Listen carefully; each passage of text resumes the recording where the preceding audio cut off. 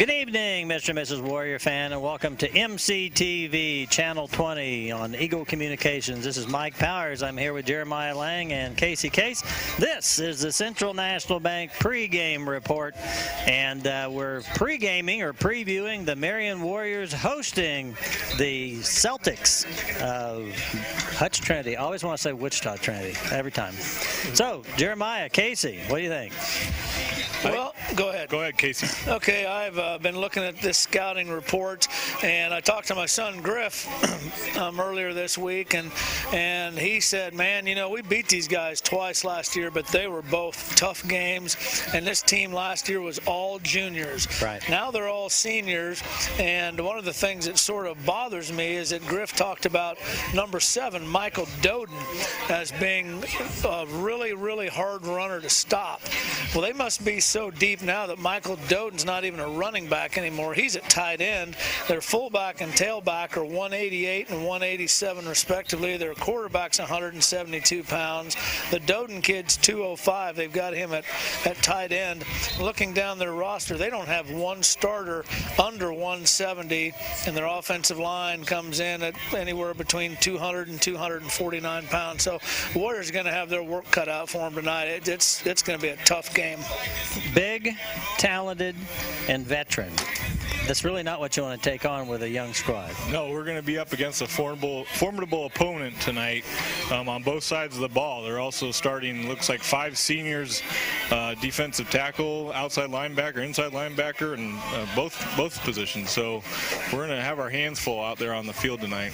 You know, kids seem to be getting bigger all the time, and but still, I think that I always look at the line, and if the line is averaging over 200 pounds, that's pretty good size for 3A, 2A ball. I was surprised because the scouting report really indicates this is a very fine offensive line.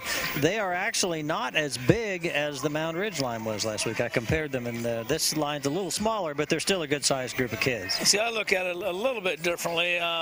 You get an offensive, defensive line, and you're 270, 305, 260. A lot of those kids in high school may not be very good athletes. True. You look at this offensive line, 201, 225, 202, 203. That almost worries me more because they're probably going to be quick, athletic, and in good shape. I give you that, but when I look at the scouting report and the offensive line is 158, 170, 162, I'm thinking, yeah, I like the look of that, unless it's us. Right.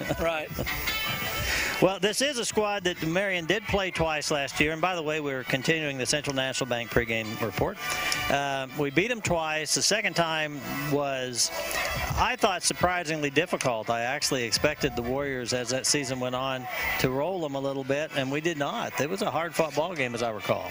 Griff couldn't remember the score of the first game. I remember the score of the second game was 10-0, and it was a hard-fought game. I actually thought the game maybe wasn't quite as close as the score indicated, but I can't remember the score of the first game. But I made a prediction before the season. I didn't tell anybody, so probably doesn't really count now. We've only played one game, but I look at Marion Warriors playing in a 2A schedule, and this team tonight is going to be a tremendous test. We're going to go out to Meade, and every indication tells me we should have a tremendous test out there. I don't see why we shouldn't win every other game on our schedule.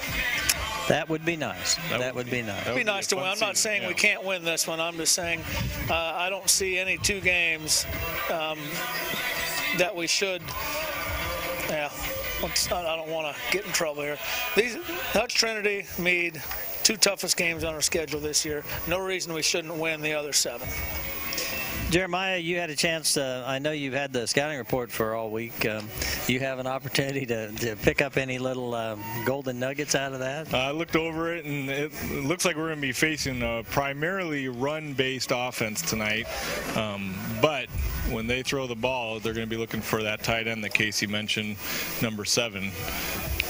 number 7 can throw the ball too. He was a quarterback last year. I didn't realize that. I thought he was a running back, but he's a quarterback. So what a great opportunity to come up with some trickery. You got a tight end that used to be your quarterback. You could throw a double pass. You could do a end around pass. You could do all sorts of stuff, or give him the ball and let him run. Did you guys get the same sense? The sense I got from the scouting report was that perhaps the Marion coaching staff thought that the Warriors could move the ball. I mean, not saying we could move it at will, but that we would be able to move the ball on Hutch Trinity, but worried about our ability to slow them down. Yeah, I think Grant made it very clear that he knows he's facing a very good opponent tonight, and I think he probably thinks that we have to hit on all cylinders and play almost a perfect game on our end to come out on top. If we're going to move the ball against Hutch Trinity, we're really going to have to make our blocks to get the ball down the field. And you got to remember, we're a talented team. I only got to see part of the second half last week because I was preoccupied otherwise. So I'm really excited to be down on the field tonight, get back into the element, and we've got a couple of all-state caliber players out there Pollock. Names are help me out here, Mike. 44. 44 would be Adam Jansen. Adam Jansen and Kyle Pollock are both studs on the football field and in the wrestling room, and those two guys are going to both make some big plays tonight. And then we've got a ton of young kids coming up, and Jack Schneider. I don't know what you guys said about him last week, but I really didn't understand how fast that kid was until I started hearing some of his times as an 8th grader last year. He ran an 11,200 meters, I believe, as an 8th grader, which makes him the fastest kid in Marion High School since 1972. Well, that's what Grant, I came out and watched the practice, and Grant said, going to start a freshman quarterback, and I said, I'd heard rumors, and he said, let me tell you something. He said, this kid is faster than you on your best day. And I had to admit, I said, well, actually, Grant, my best day, I was pretty quick. And he said, and he told me that this young man was faster than probably anybody Grant's coached here. That's far. Really saying something. I mean, an 11.2 back in our day, that's equivalent to about a 10.2 100-yard dash. Jack Loomis has the school record at 9.9, set in 1972. We've had nobody close to that speed since then. And this kid, I say he's the second fastest kid in Marion High School. That's as an 8th grader. Yeah. We've had nobody with that's even approached that speed. So it'll be fun to see him get bigger and faster. And I want to just say that here in the Central National Bank pregame show, I'm very impressed that Casey did the math for me, because frankly, telling me 100-meter times means very little to me. But when you convert it over to tell me what that means for a 100-yard dash, now we're talking. Just subtract a second, and then you're going to be pretty close. So. Well, any other thoughts, guys, before we wrap this up? Well, I know we looked at the scouting report, and we've analyzed it. I saw Corbin Wheeler today, and he's had the same scouting report. I asked him how he felt about the game, and he smiled. So these guys are looking forward to the game. That's good. On another weather-related note, my wife was excited to come out here tonight. She's taking tickets, and she purposely signed up for the September games, knowing it would be in the 90s or 100s, and she wouldn't have to stand out in the cold. She wouldn't have to stand out in the cold. I can remember seasons where I was in shorts and a T-shirt almost the entire year, and here we are, the second game of the year on September 12th, and it's going to be 38 degrees tonight. Last week I referenced, and I'm sure you remember, several years ago, we went up to Minneapolis for the first game of the season, and it was over 100 degrees at kickoff, and water breaks throughout the game, and we needed someone to come water break us up on the scaffolding. But yeah, this is freakish, but great weather to play football in. Oh, great weather to play. These guys are going to have a good time tonight. Well, with that, we will shut her down for the Central National Bank pregame show. We'll be back with the Marion Warriors taking on the Hutch Trinity Celtics, or Celtics. We are back. We want to thank our first quarter. Well, we will thank our first quarter sponsors. Jeremiah, you want to run through them? Our first quarter sponsors, Mike, are Eagle Communications, Prairie Land Partners, and Marion National Bank, and we're grateful for their support of this program. And I also wanted to just once again mention and thank the sponsor of the pregame show, And we are about ready for kickoff on a blustery and cool September evening. I was out of town. I was in Junction City today, and it rained most of the day. Not heavy, but just a steady drizzle. And I understand we didn't have that. No, we didn't get much rain today. It was a little wet this morning, but after that, it was just overcast and breezy and cold. Peyton Heidebrecht will kick off for the Warriors. And Peyton last week, pretty much everything was a squib kick. So unless the Warriors were just keeping...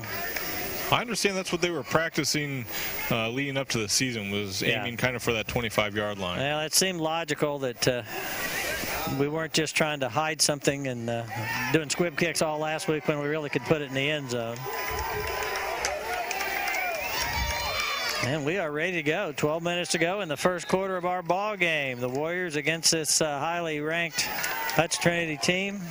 There's the squib, takes a hop, and it's going to be falling on at the 32-yard line. Smart play by looks like David Tebow from Hutch Trinity just to fall on that ball. And Number 22 receiving the ball. Peyton, by the way, is another one of those young players. He's a sophomore. And we'll see a lot of those and mention a lot of those tonight. Got to thinking maybe last week Roger and I were giving too much credit to the young players and not enough to the veterans, but I think we were just surprised at the level of play by the youngsters. Yeah, they've brought in some really, really talented athletes. First play of the game for the Celtics. Handoff over the left side. Nice run's going to pick up a solid 8 yards out to the 40. Snuff Snelling in there on bring him down. We were trying to remember last week. I don't know if Casey's listening to us, but Casey had given Seth a name last year. I think it was the Rocket, but we couldn't remember for sure. Here we go, second and short.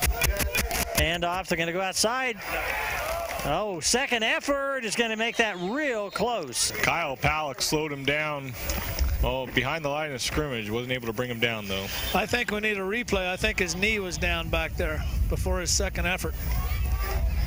Do you have an instant? We do not have a replay on that one. We're going to measure the... Looks like they're going to bring the chains out. I'm going to call you Roger all night probably, Jeremiah, but the... At one point there, I thought Palak was going to reach up and grab him by the back of the shoulder pads, which in the old days you could do, but thought better of it because that would have been a horse collar penalty. And it's going to be just short. So it'll be third and just a matter of a couple of inches for the Celtics. We want a strong stand from our defense here. After that pretty strong 8-yard run on first down, liked seeing the Warrior penetration into the offensive backfield on the second play, just didn't make the tackle. And the line's going to have to really get a good surge on this one. Linebackers fill. There's the handoff. Not much there, but he's got enough. Ball carrier number 22, Cardenas. Ball will be just across the 45. On the tackle number 44. Pick up the first down. It'll be a first down for Hutch. Might not be able to see it on the screen, but they're holding up boards across the field for Hutch Trinity to bring in the play, it looks like. You can see it there in the upper right-hand corner, Yep. the different symbols that are meaning something to the players, mean nothing to me. Another big run, and he breaks through. Had a couple of opportunities to get him, and nobody's going to catch him now.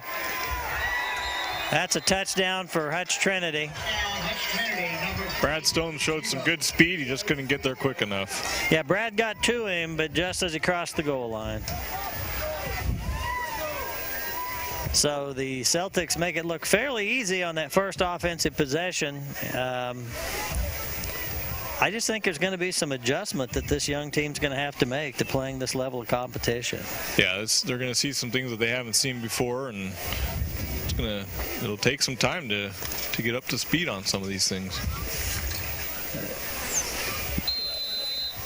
Looks like the Celtics are going to go for two. One man out right, two on the left, with the man now going in motion to the right. Quarterback's going to roll that direction, gets the ball away. He's open, but the ball's overthrown. Just gets a hand on it. So 6-0 our score. 10:29 mark of the first quarter. Roger. Yes, Ed. Why don't you just be Roger, and then Jeremiah, I don't know if this is something that's a part of the coach's game plan or anything of that nature, but given the fact that it does appear that this is a pretty high-powered offense that the Celtics have, and a young defensive team that's going to have to adjust, I'm wondering if part of the strategy might be that you often see employed when going up against Denver or someone, which is, well, hopefully they won't score while we have the ball, so we just need long, sustained drives and use up the clock. Yeah, I think that's part of the plan. You know, Grant's been here with a bunch of different teams, and so he's not having a young team's not something that he's unaccustomed to. They did the Warrior offense last week did a lot more shifting. Each time they set up would shift into different formations and so on. But any Grant Tiroff team is certainly going to know how to line up and run the ball when it's time to do that. Now, I'm not saying that's what they're going to do, but that's kind of the default position for Grant. If all else fails, we'll just run it at you. And I mean that in a complimentary way. End over end kick. Taken at the 25-yard line. And we're going to get the ball across the 35. Seth Snelling on the return. So reasonably good field position for the Warriors. And there's another look at that Snelling carry. Danny Maddox is the cameraman down in the stands, down and dirty. And due to seniority, Jay Smith is up here in the Jerry Katie broadcast area, manning the camera you're seeing right now. Both guys do great work. First down, Warriors. Hand off to Jansen. They meet him at the line. Not much there for Jansen to work with. Did seem like Mound Ridge started off and kind of continued to key on Jansen last week. They're gonna be looking for him. He's a known quantity as we face teams. They've seen him before, and they're gonna be expecting him to have the ball. Short game. That'll bring up 2nd and 9. Bryce Schultz checks into the game. It splits out on the left side of the offensive formation. Warriors have a fullback and a tailback behind Snyder in the pistol. Hand off to Jansen again. This time he's going to lose a couple of yards, maybe 3. Ball carrier number 44, Adam Jansen. Tackle number 56. Yeah, they were ready for Jansen to have that ball and come up the middle. We're going to have to get out wide and see if we can't spread the field out a little bit. Lost not quite as bad as I thought, but it still will be 3rd and just a bit over 10. Warriors do have the wind at their back if they want to go to the air. Young offensive line would have to give Snyder some time.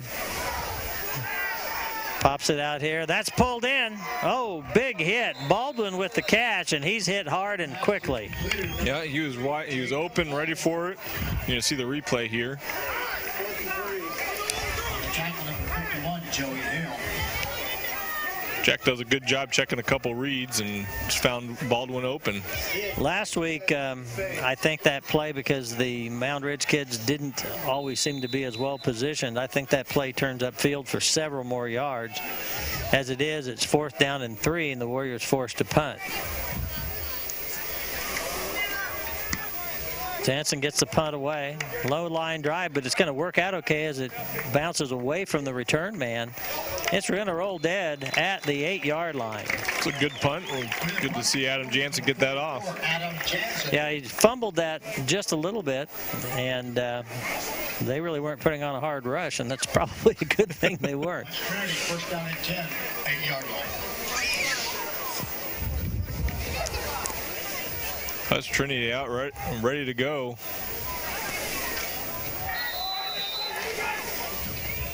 They put receiver wide on each side of the formation. Have a slot back and a tailback. Hand off to the fullback, and I call him a tailback. I guess that technically anymore that's a fullback in that situation. Not much there. Jansen was there to slow him down, trip him up on the laces, and not much gain. Maybe 3 yards. Got a 3-yard gain. It'll be 2nd and 7.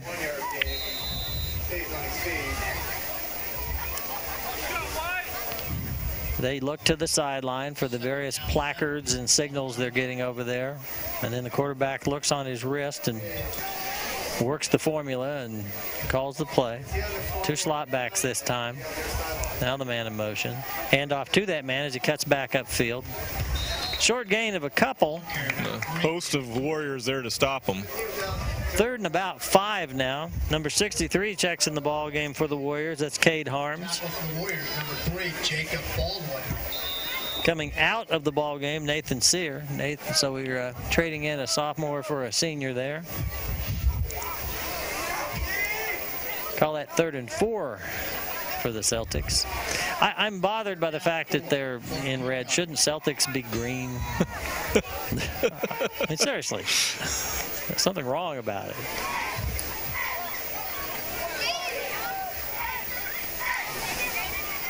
Hand off, the ball's on the ground.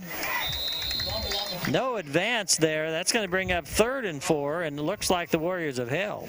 Here comes the replay. You see him jumble the ball. 4th down 4.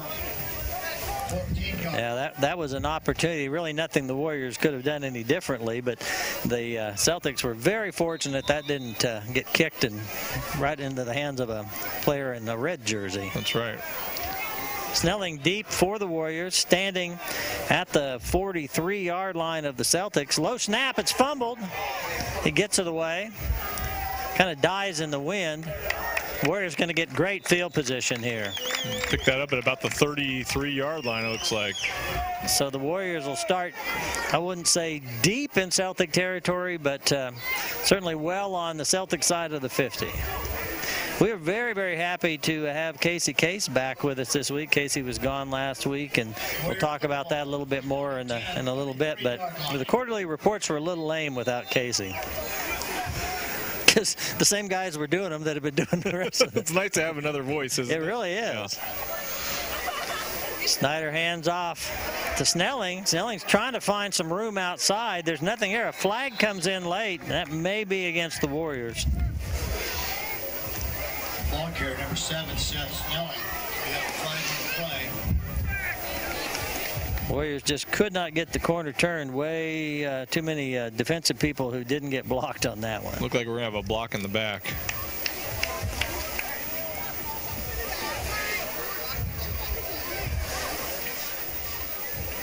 They declined that since it was a loss on the play anyway. So rather than giving us first down over again, they're going to just take the play, and it'll be 2nd and 12.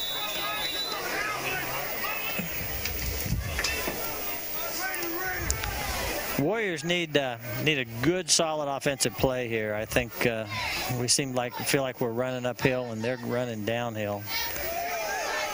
Jansen, and there's seemed to be a little bit of a hole initially, but boy, that closed quickly. Yeah, we're going to have to hit those holes early if we're going to make it through them. This Hutch Trinity defense is fast. No gain on that play. So 3rd and maybe even a short loss. 3rd and Third down and 11. a long 11. 5-yard line. Brad Stone brings in the play.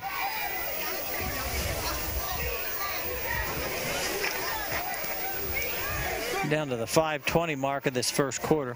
The wind is brisk. I don't know that it's going to make it impossible to pass going against it, but it is fairly brisk. Snyder wants to pass. He's got a man open. That's pulled in. That's Brad Stone. He's in the zone with a Case and Son touchdown.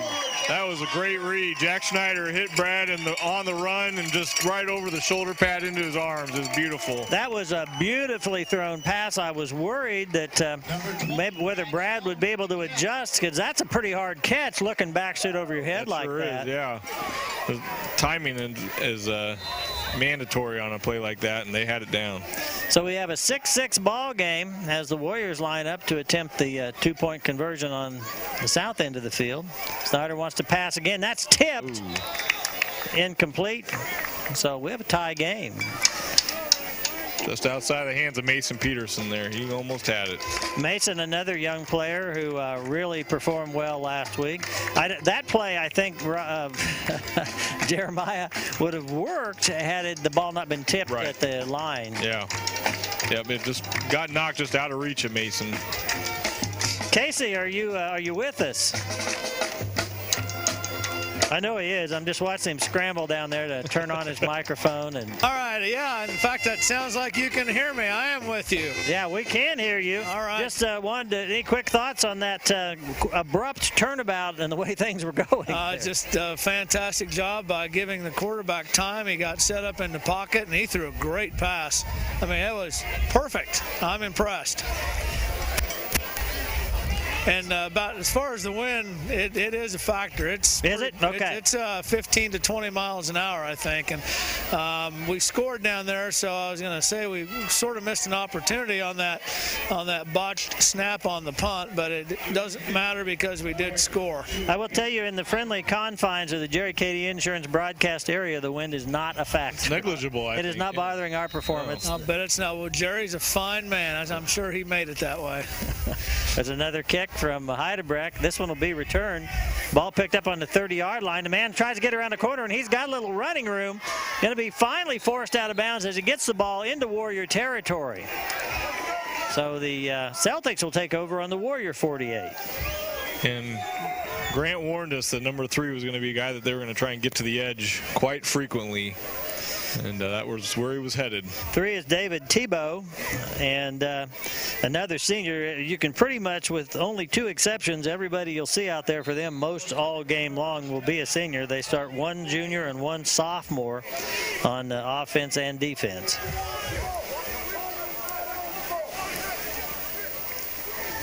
Handoff coming around this side again. Nice block put on out here that sealed that edge. Smith Snelling there on the tackle. Going to take the ball down to the 29, but some very fine blocking out here on the perimeter by the Celtics. Tackle number 7, Seth Snelling. It'll be a first down for Trinity. And right there, had both our outside guys sealed off. Just couldn't get to him.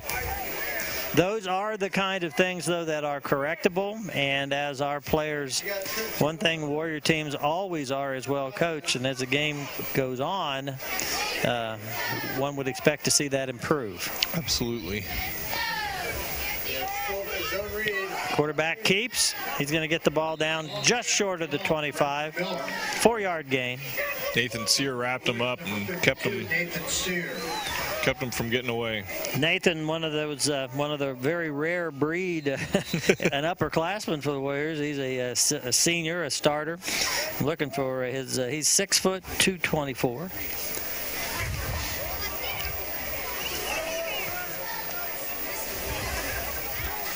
Celtics waiting for the play. Yeah. They get up to the line and they look to the sideline, as you see many college teams do. Hand off to the tailback. He's hit right there. Well, they're very, very generous on the forward progress here. They gave him about 3 yards on that, and I mean, he had some forward progress. I don't think he had that much. I don't know that he was at the 27. As it is, it's 3rd and a long 3 for the Celtics. Probably in 4-down territory. Neither team, I think, is going to be doing any field goals tonight or any other night this year. Handoff. Oh, he's got some running room in the middle of the formation. Nice hit, but he's got the first down. Smith was quick to the ball. It was good to see that. And by the way, Mrs. Lang and the children have made an appearance. Oh, good. Glad that they're here. She's very popular with the kindergartners this year. Oh, I bet she is, yeah.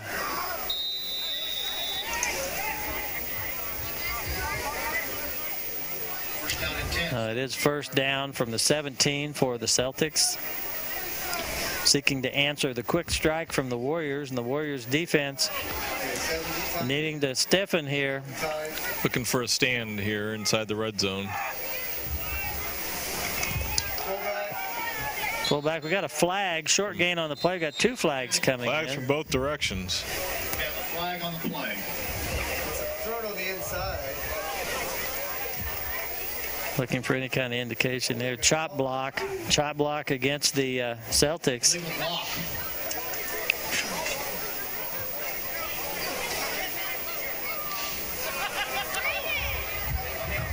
There's it. Yep, he is using it. It's just not. It needs to be turned up a little louder. We're making reference to the microphone we put on, and I say we simply because the MCTV and the Marion Advancement Campaign went together to buy that equipment and mic up the officials so that the fans could hear the call and also so that we could hear the call. That's right. I don't think we've seen it at home, but I think this is the first night we've been out here with the new scoreboard up. Oh yeah, it's a nice addition to Warrior Stadium. Our first time out, we'll try to get a shot of that scoreboard. Boy, the sound system that came with it is fantastic. Quarterback wants to pass, going down that. Oh, that was intended. Brought that in. Yeah, that was intended for Doden. I thought he was looking at the man going down the right sideline, the far sideline, but it was for the tight end to cross. And yeah, if Doden's fingers were about an inch longer, I think he'd be running down the field with the ball. And that's the player that Casey was making reference to earlier as the man that was their quarterback last year, and it's just pretty much an all-around athlete. Doden is 5'10", 205, and of course a senior. Bring up second down and looks like about 22, 25. Yeah, second and 25. 7's your quarterback. With that new scoreboard, we don't have to do math. That's right. Well done. See if they stay in the air. Yeah, they do. That's Cardenas. Makes a nice run, but the had a long way to go. It's going to be a little over 10 yards. Yeah, it's going to be third, and let's get it spotted here. Third and about 13. Only thing disappointing about that is that with it being a running play, you kind of hate to give up that much. Well, they've moved the spot back just a bit here. I'm going to say more like 14 now. Scoreboard says 13, but that's a long 13.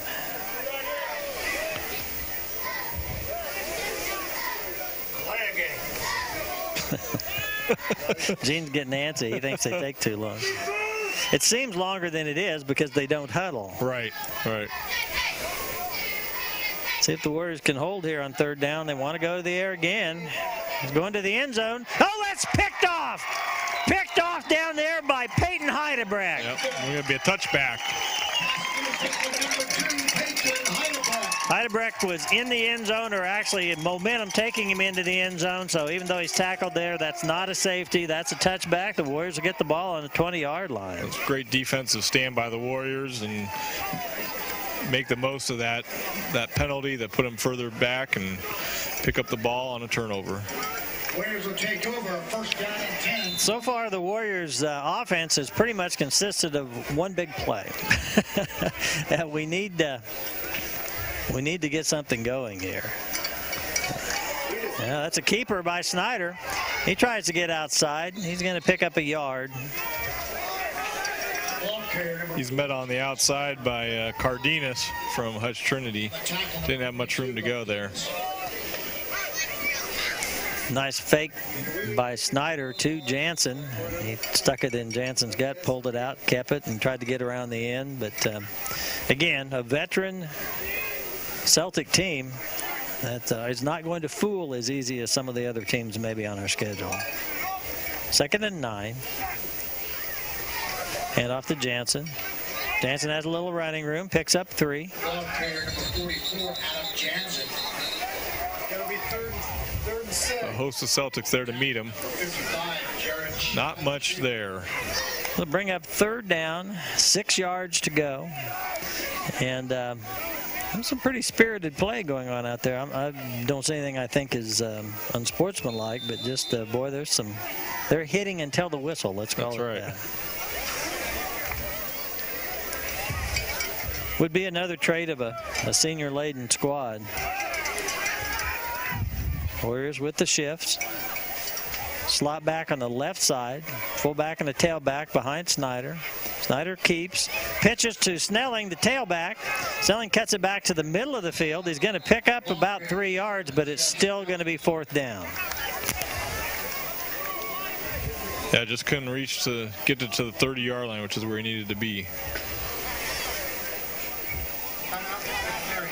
Timeout, Marion. I think that was probably probably a good decision by Snelling to cut back inside. I expected him to try to go around the outside edge, but the way the man was pursuing, he may have gotten just as much the way he did it.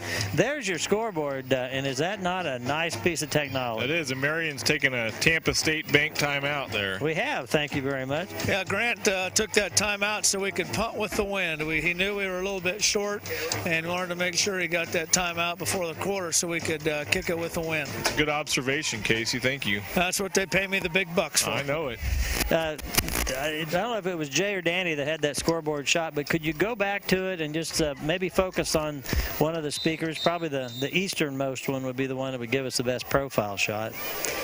East would be like over the visitor way. There we go. Look at the size of those speakers. The one on each side of the Warrior head, and those things, when cranked up, you can hear them in Harrington. I hear you can hear Roger Hannaford all the way in Dickinson County. And the Dickinson County people are really happy about that. 4th and 1. Especially with the south wind, that makes a big That helps, yeah. Well, which in Kansas, that's rare. Yeah. And the Warriors are going to have to take another Tampa State bank timeout. I doubt Coach is going to be happy, but we had only had 10 players on the field.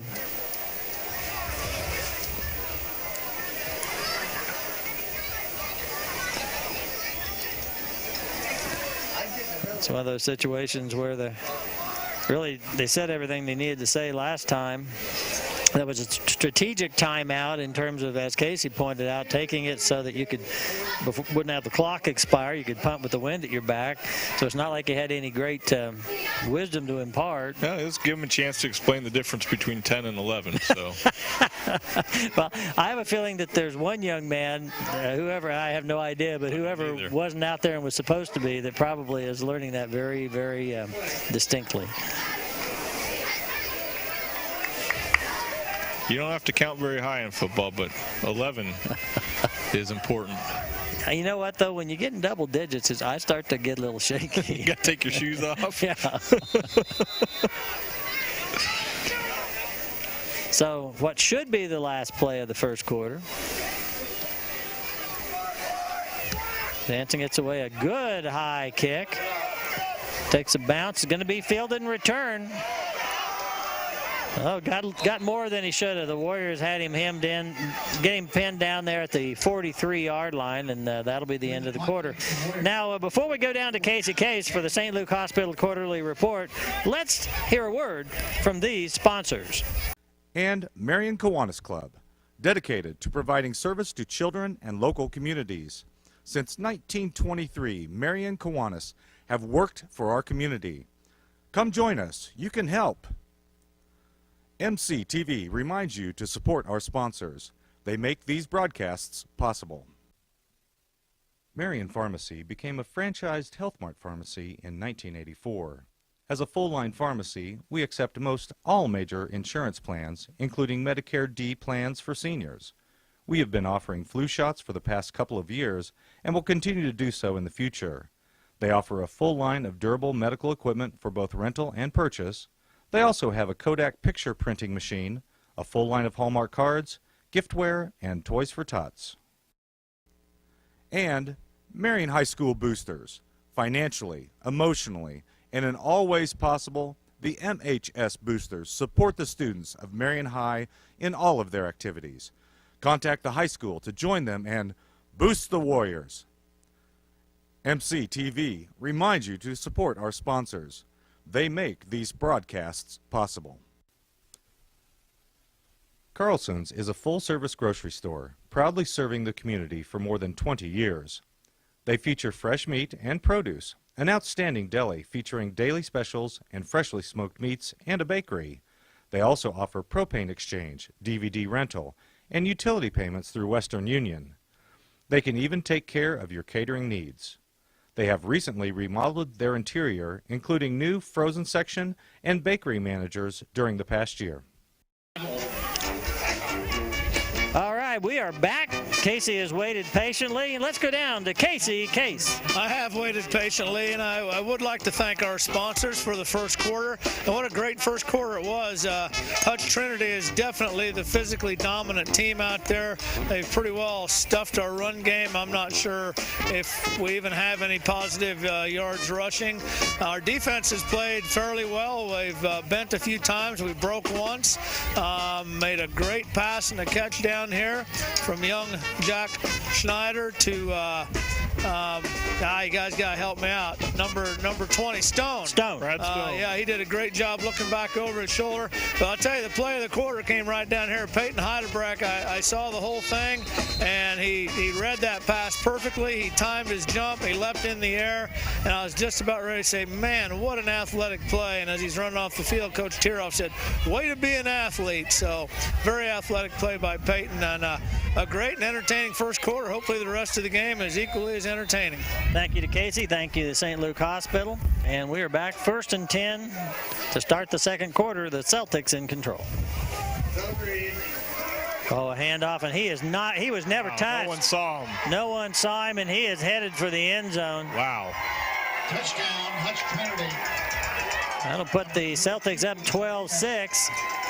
And not what you wanted from the Warrior defense. No, we were looking one way, and he went the other. So the Celtics will line up for their, are they going to kick this time? I believe they are. They have a tee out there. Okay, so if they, I just assumed maybe they were like the Warriors, didn't have a strong kicking game. Why go for two that first time? Were they just trying to make a point? We haven't seen the kicking game yet, Mike. Well, we haven't. Here it is. We would do now. And it looked pretty good. It did look pretty good. Yes.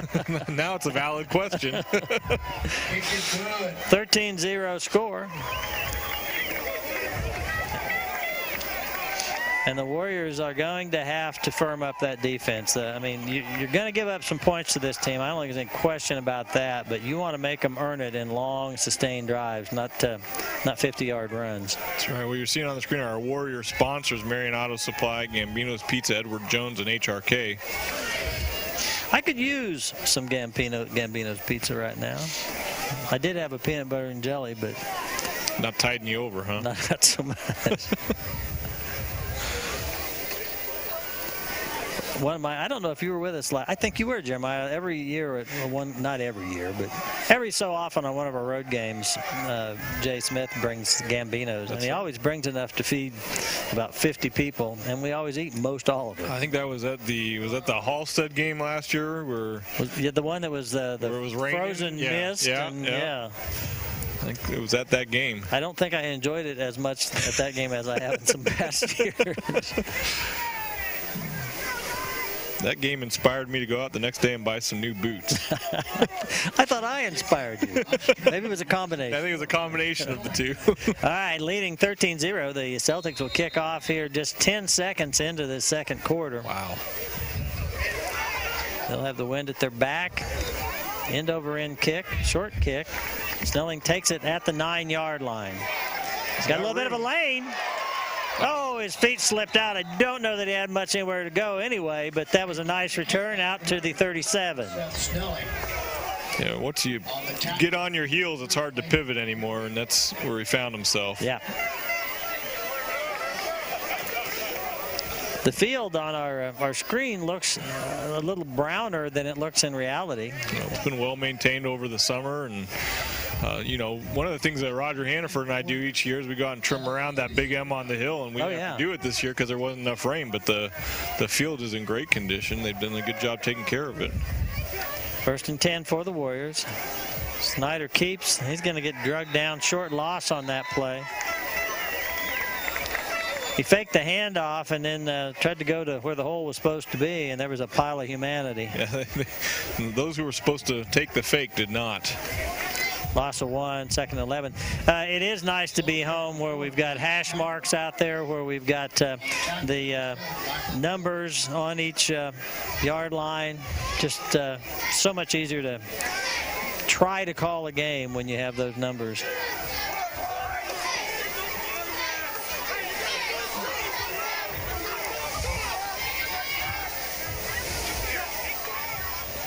Snyder keeps. He's thought about pitching it. Now he keeps it. Nice run. Ran a long way. Didn't get a lot of yards, but at least got about 4. Man, that'll make it a 4th down and 7. 3rd and 7, excuse me. Gets out to the 40-yard line. See, Snyder thought right there about pitching it and then decided to keep it and tuck back inside.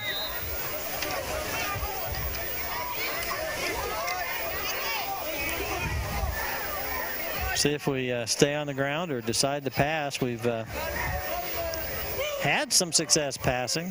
Completed a couple of passes, including, of course, that long touchdown. Snyder's getting some pressure. And there's not,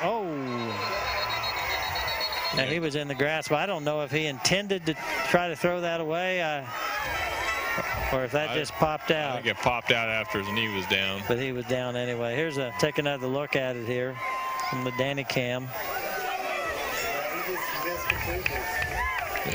Yeah. Well, we got a few players out there that have gone from playing Thursday nights to playing Friday nights, and that's a big leap, and they've risen to the challenge. It's a monumental leap to do it, from last year to this year. Yeah. You know, it's one thing. I remember junior high football. Now I'm a senior, but if it was just last season, that's a big deal. Jansen gets away a nice kick against the wind. They had nobody back. They were coming for it. And boy, the wind that was a nice kick, and the wind just killed it. Yeah, it just dropped out of the sky at about the 49-yard line there. Of course, you had a pretty big loss on the play. You had to factor into that, too. As it is, they end up taking over the ball just a yard or so. Well, we're actually right on what would have been the 1st and 10 if the Warriors had First down and 10 for Hutch Trinity. been able to get there. 48-yard line.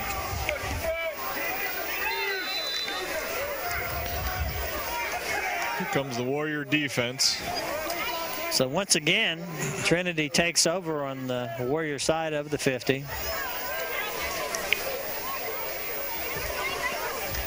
And off to Cardenas, and once again, he is off to the races. Snelling is trying to get there, but another long run. That looked like a similar play that they scored on the last one. So that makes it 19-6, and Trinity's scores have come much too easily. Definitely not how we wanted the second quarter to go. No, not after the first quarter ended in a 6-6 tie. Yeah. They can bring out the kicker again.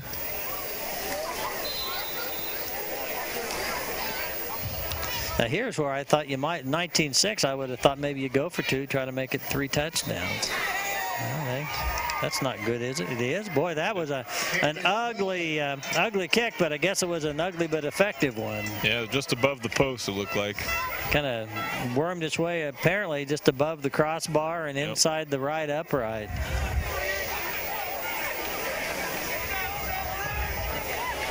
Well, Casey, what do you think of that? He's got to get his glove off. Nice crowd here tonight. Braved the cold weather. Don't be telling people I'm wearing gloves, Jeremiah. Casey's much too tough for that. Well, as Grant Tieroff, I just heard him say, it's the same play they ran before. Somebody is not doing their job over there. I don't know who it is, but Hutch Trinity must have seen it. And the play they scored on right there was the exact same play they scored on their last possession. So I wouldn't be surprised if try to run the same thing again. We got to figure out what we're doing wrong and correct it. So.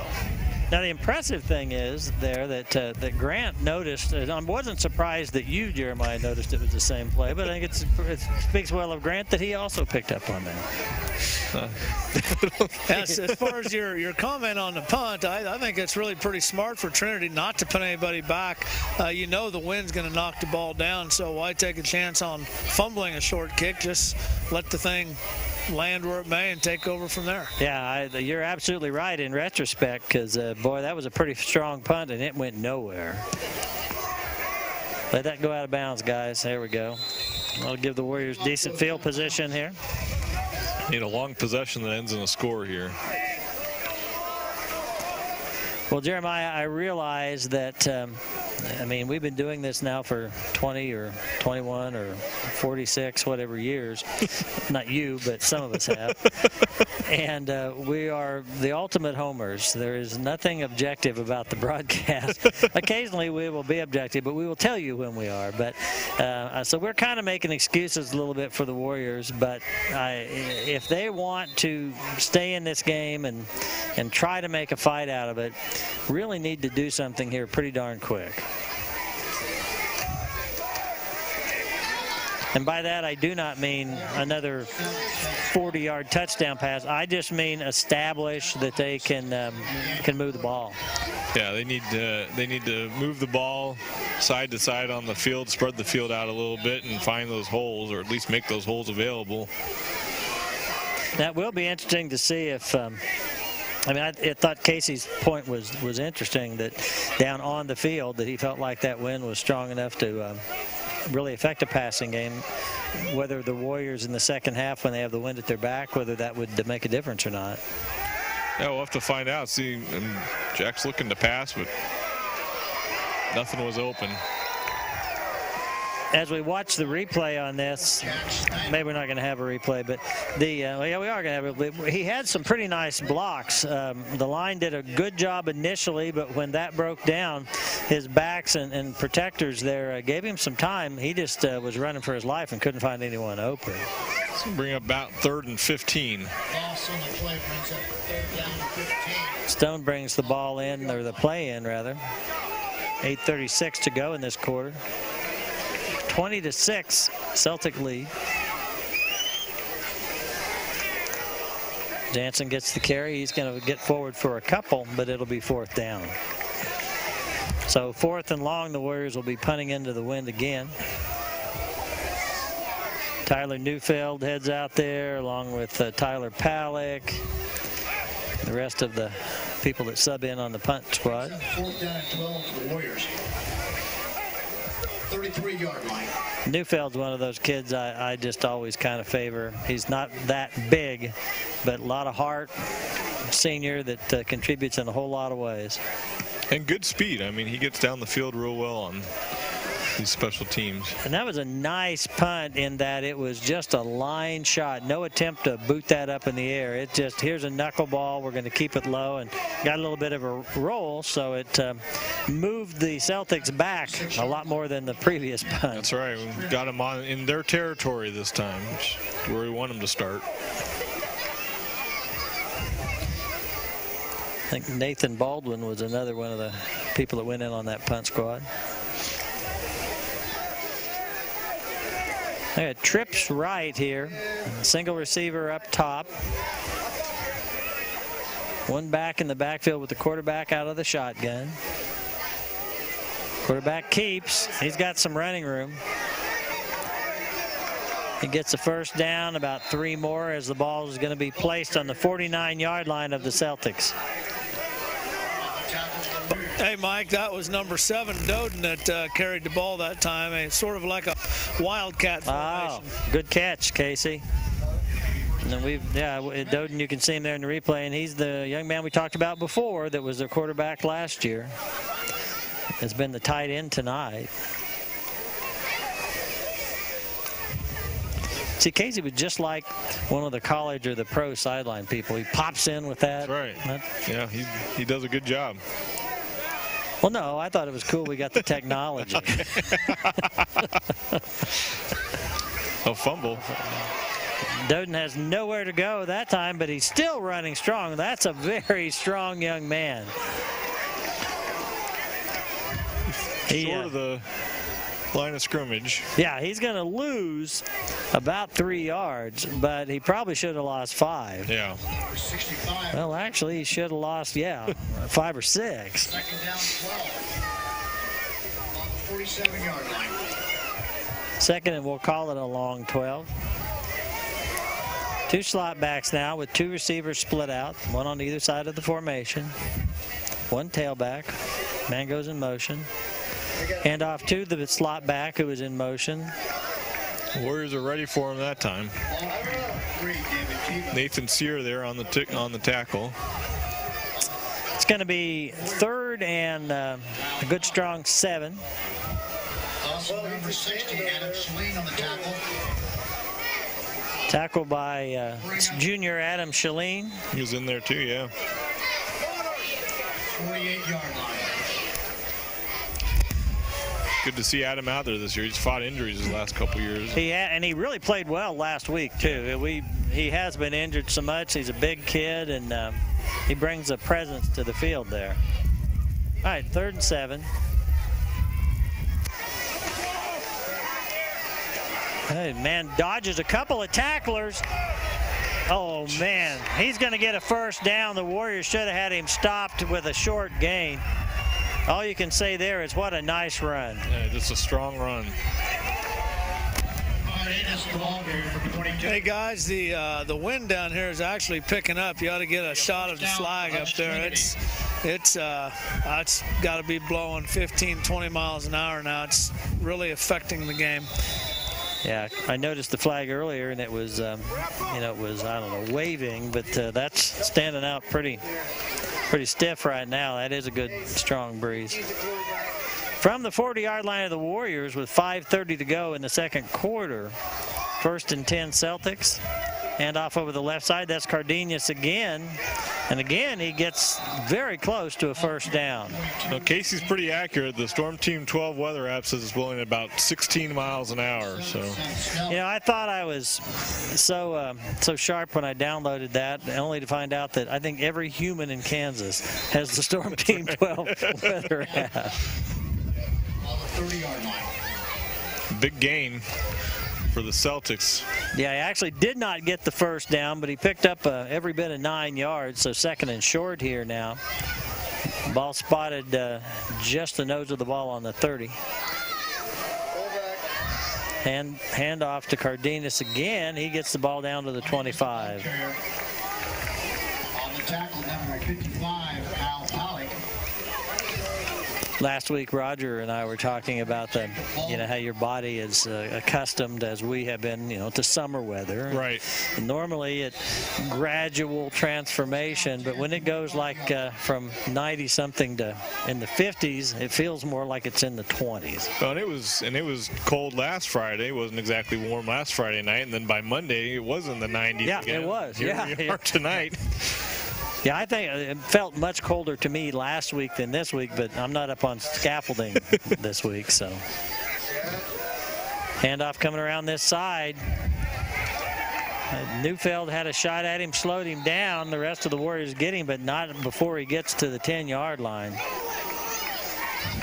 Can bring up another Celtics first down. We have a 20-6 score with the Celtics leading the Warriors. Warriors' score came on a long touchdown pass. Really haven't had much in the way of offense other than a couple of pass plays and that one long one that brought in the touchdown. Yeah, Warriors have tried running, and we're just not finding any open holes to go through. Once again, from the two slot back formation with two receivers. One man goes in motion. Handoff to the fullback. He's going to get down to the 8. Didn't find much room there. Warriors did a good job staying in position and stopping them. And Coach Tiroff, if you read what he said in the papers and his scouting report, was making the point that this is a really good team we're playing. And Casey last week had mentioned that to me as well. We talked on the phone after Friday night's game, and he said same thing he said in the pregame, which was that this would be the toughest game we conceivably might play until Meade. I mean, that remains to be seen, but certainly they are a very fine football team. Tailback with the carry. Hard run gets him inside the 5. Now, where I'm going with that is that this young Marion team, I mean, we were all giddy last week with how they played, and now they're getting a taste of going up against the big boys, and that's okay. That is. We're getting our nose bloodied. We'll see how bad it gets. But if these young guys are gonna play with the seniors, they're gonna have to take a beating right now and then spend the rest of the season getting better as we head for the district games at the last 3 games of the regular season, because that's what will get you in the playoffs. Really slow on getting the play out here. I guess we're taking the... Yep, timeout. Tampa State Bank timeout called by Trinity Celtics. Actually, Mike, the district is more than 3 games this year. I can't remember exactly what I was told, but I think there's maybe 5 teams in our district. You know, now that you say that, I believe I don't know if 5 is right, but I know it is different. Now, tell me, is that because of the fact that we are playing in 2A in football this year, or was it a change across the board? Yes, 2A. Grant was explaining to me, we will skip the first round of the playoffs, so you'll only need to win, I believe it's 4 games to win state. Because there's fewer teams that go to the playoffs in 2A. Yeah, there's fewer 2A teams to begin with. 2A teams are becoming extinct, quite frankly. Everybody's either growing or dying rapidly, and Marion and some of the teams in our league and around here are kind of bucking the trend, trying to hold in that 3A range. I believe there's 5 teams in the district, and the top 2 will go to the playoffs. And Meade is one of those district teams, correct? I think so. Which tells you how big the district is. Right. Yeah.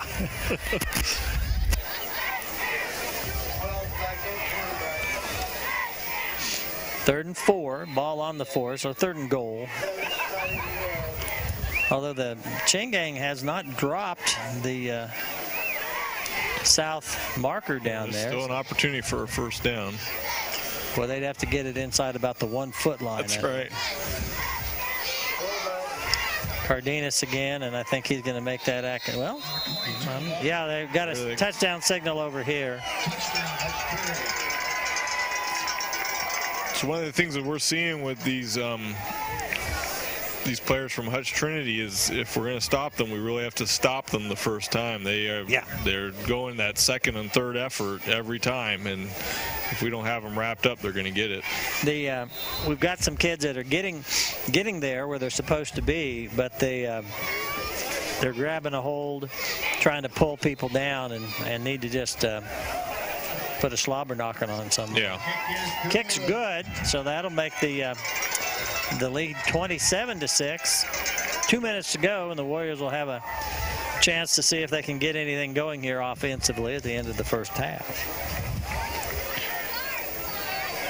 I will tell you, during halftime, for those who are worried about me, I'll be putting a coat on. Many among those out there worrying about me would number somewhere around 0. Here's the upcoming schedule, and Gene, you did not make a very orderly column on the left side there. Gene says tough.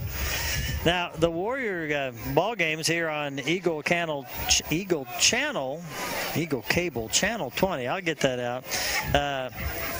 Broadcast by your MCTV crew will be aired on Sundays, Tuesdays, and Wednesdays at 7 p.m.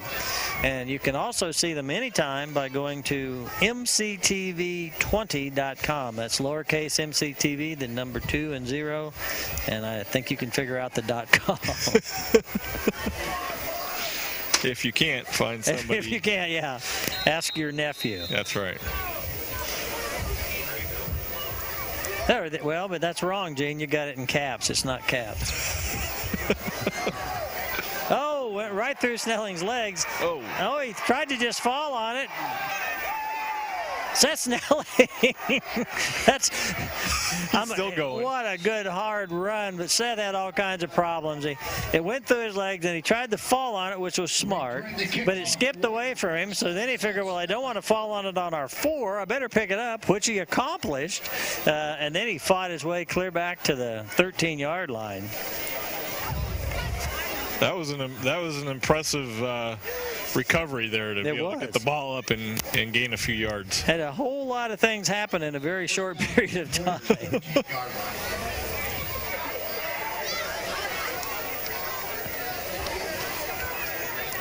Warriors split out two with two slots. Snyder wants to pass. He hit Peterson. He couldn't pull it in. Those are the passes that Mason was catching without any problem last week. Yeah, and those opportunities are there. You know, even in this win, those short passes, those slants are going to be available. For anyone who might be wondering, we've talked about Snyder being just a freshman quarterback. He is not, however, a small kid, if I can find him on here. Yeah, Jack is 6 foot tall and 155 pounds, so he's got some weight to gain, but he's not a small quarterback. I think that was a busted play, Jeremiah. I think so. I think something was supposed to happen that didn't, and Jack found himself with the ball longer than he was planning on having. I think maybe his running back went the opposite direction. Here's the replay. And Snyder goes out. You see he held the ball out as if he was waiting for a back to take it, and it was like, no, thank you.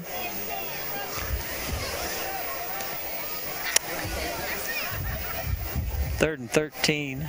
Third and 12. I don't want to paint a bleaker picture than it really is.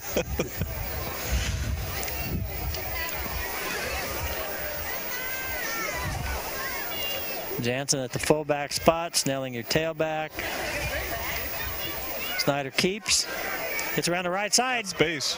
Oh, good run. Did he get the first down? It's going to be close.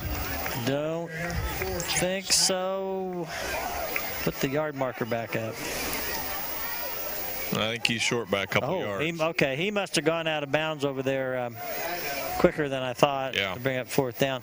We have talked a bit about his quickness, and you could see it in evidence once he got some open field on that sideline. Warriors off to punt, 54 seconds left. Fourth down 3 for the Warriors. Jansen deep. We've got under, as you said, under a minute to go in the half. Good snap, gets the punt away. Takes a Warrior bounce. Yeah, a little bit of a bounce. So that'll push the ball out just short of the 45-yard line. And you've got, again, a very veteran team.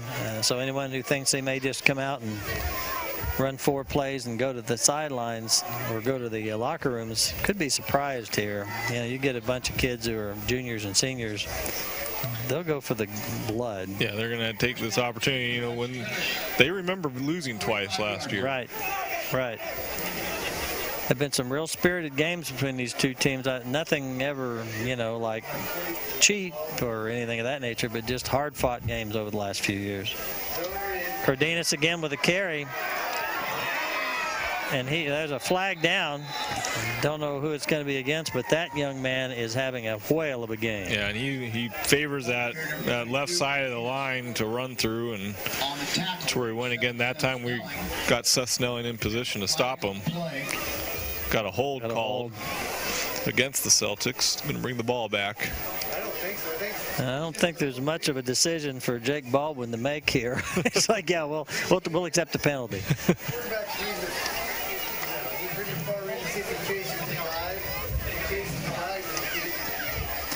Holding is a spot foul, so they'll move it 10 yards from the spot of the infraction. Which is why you'll now see first and about 3. Maybe we've got 4.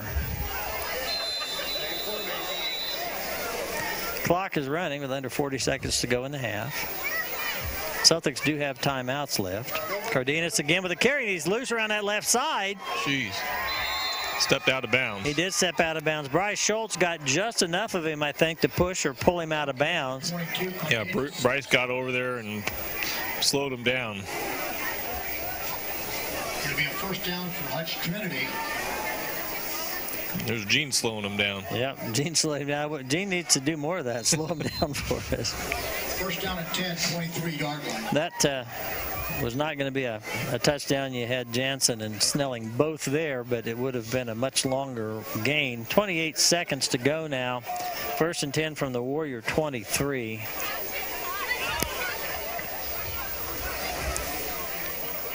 Celtics have 2 timeouts if they want to use them. Cardenas again, they are just riding that horse right now. He picks up a couple. On the tackle, number 3, Jacob Baldwin. He ran for 156 yards last week. He's got to be headed that direction tonight. Another carry. Sheds a couple of tacklers. Timeout called. Tampa State Bank timeout called. And I'm looking, was that, Jansen on that tackle.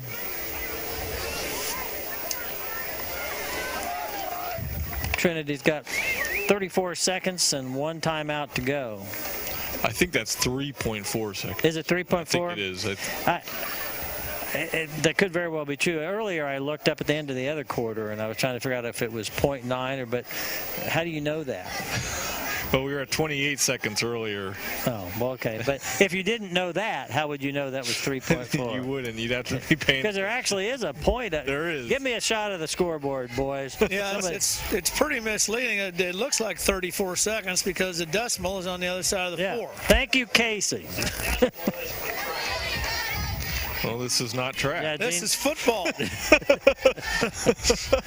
Apparently, Gene, who does not have a microphone, said that loud enough that even Casey heard it. I was just talking to Janae down here, and Meade is not in our district. Oh, they're not a district game? No, she said we have the 2 games preceding Meade are district games, then we play Meade, and then our 2 final games are district games. Okay. So she knows more than the rest of us combined. Well, no surprise there. Field goal attempt after I said earlier they would not be doing any field goals, and it's good. It is good. It's going to make a 30-6 score at halftime. Let's take a look at these messages from our sponsors and then go to Casey Case. Hannaford Abstract and Title Company provides abstracts of title and title insurance for homeowners and mortgage lenders. They also provide real estate closings for your transactions. Why do you need title insurance? For most Americans, our home is the single largest financial investment we will ever make. Having a clear title is important to the sale and purchase of your home.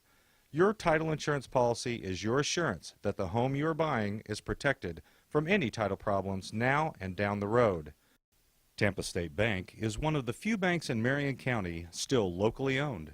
We offer the full range of banking services: checking, savings, time deposits, consumer, commercial, and real estate loans, escrow services, credit and debit cards, internet banking, new touchscreen drive-up ATM, night depository, and safe deposit boxes. Our friendly, courteous officers and staff will continue to provide the excellent service to our customers in 2012 that they have been used to since 1901. Jerry Cady Agency is a full-line insurance agency specializing in crop and hail insurance. They also carry farm, home, auto, life, and annuities. Their goal is to continue to offer quality insurance products while maintaining our commitment to always providing the best service possible to each and every customer. Welcome to Marion County Ace Hardware, located at 1228 Commercial in Marion. We have all your supplies for painting, lawns, pets, fishing supplies, and keys. We also have stock lawn mowers and parts with a large selection of Craftsman tools, and also don't forget the candy. We are open 7 days a week for your shopping convenience, even if you only need a nut or a bolt. We're back, and we're ready for the St. Luke Hospital Quarterly Report starring Casey Case. Casey, take it away. Hey, guys, I told you I was looking forward to an entertaining second quarter. It's not the entertainment I was hoping for. That was all Trinity there. I'm very impressed with all of their running backs. Cardenas is the one. He's run that same play about, twice for touchdowns. And but this other back, number 3, I'm really impressed with him. He had a couple of runs on my sideline here, and he's a tough kid to bring down. They're just a good, physical, well-rounded team, and we're going to be hard-pressed to. I don't know what we'll do in the second half. Our running attack is really not working. Nothing we're doing to run the ball has been working. We have had some success passing. We get the ball either the third or fourth quarter. One of the two will have the wind at our backs, and I would think we'd try to open it up and do some passing. That would seem logical, and it appeared the Warriors are maybe thinking about there right at the end of the second quarter. Yeah, I think the passing is available. Without the passing, the run is just being stopped, and we got to open up the field. Well, thanks to Casey for the St. Luke Hospital Quarterly Report. We'll be back with your second half. All right, welcome back to the second half of the Warriors versus the Celtics. Got a 30-6 score at the beginning of the second half. Celtics are kicking off. And here comes Seth Snelling. He's got some room. He's going to be taken down, looks like about the 30-yard line, maybe the 31. It's a good return. These are gone. Trinity, number 64. Jeremiah, I'll help you out, Jeremiah. Thank you, Casey. I was kind of hoping we'd get the win for the third quarter so we could maybe get a couple of drives and some momentum, but it's like we're going to have to save it quarter. Yeah, we're going to have to work against the wind.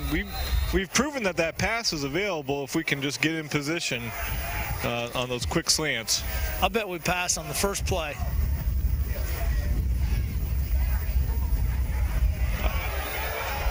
Well, you were wrong, but it was a good play. I was wrong. That's probably the best run we've had up the middle all night. That is the best run we've had. We've been picking up 1 or 2 yards if we picked up anything at all, and that was about a gain of 9. Brad Stone brings in the play.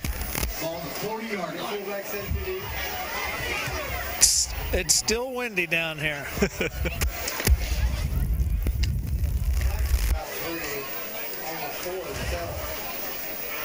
Snyder keeps and trips up, taken down behind the line of scrimmage, about a loss of 2. Now there's a good example of a young quarterback. He's got to learn to make that read a little bit quicker. Yeah, and that's going to come with experience. He's going to start seeing the game faster. On the 38-yard line.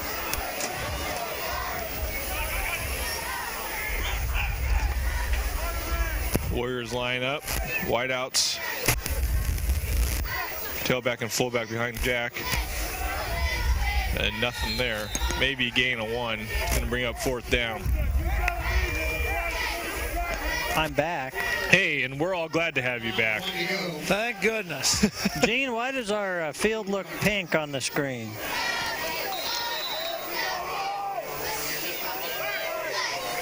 It's not green. Okay. Well, we are back. 4th and 1 for the Warriors, who appear to be going for it here. Nothing really to lose, trailing 30-0. 30-6. 6. Nothing, 6. We did score a touchdown. Hand off to Jansen. And it's going to be close. Oh, it's real close. You can see the third quarter sponsors scrolling across the screen there. Fury Real Estate, Marion Kiwanis, and the Marion Boosters. I had a equipment problem. We had to put in new batteries, and then that didn't fix it, and had to go to new channels, and it was yeah, Gene says my old battery might have been good, but well, that may be, but How did you change channels? I have no idea. Wow. Gremlins. 1st and 10. That was a first down, by the way, for the Warriors. Snyder wants to pass. He's got a man open out there. That's hauled in inside the 35-yard line. Is that Peterson? No, that's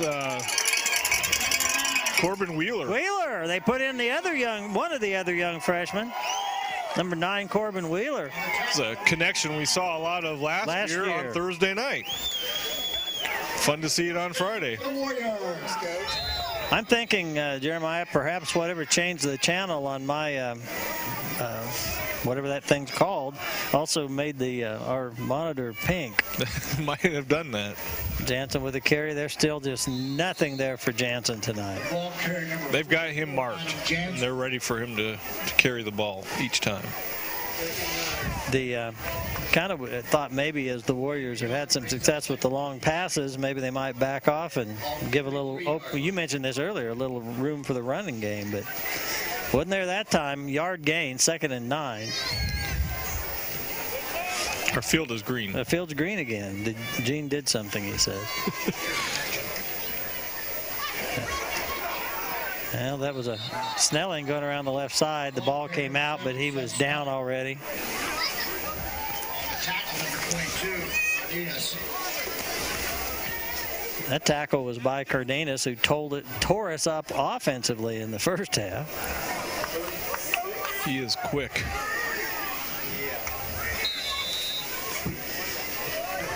So 3rd and 7 for the Warriors. On the 31.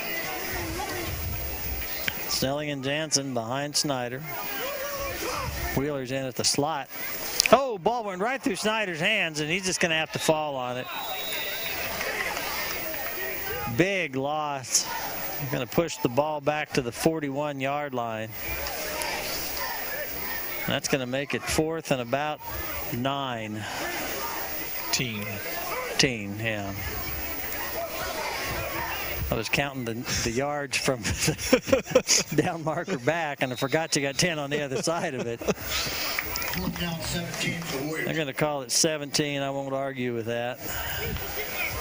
So the Warriors are opting to punt here. Punting into the wind,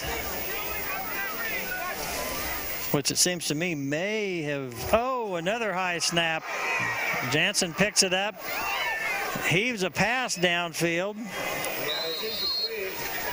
It's an incomplete pass, but it's better than the loss. You know, if one of the Hutch players had been foolish enough to catch it, and if we'd been fortunate enough to tackle him, that would have been a brilliant play.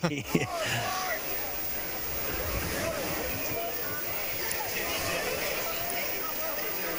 So it'll be Hutch ball now on the 41, 1st down. Turnover on downs there.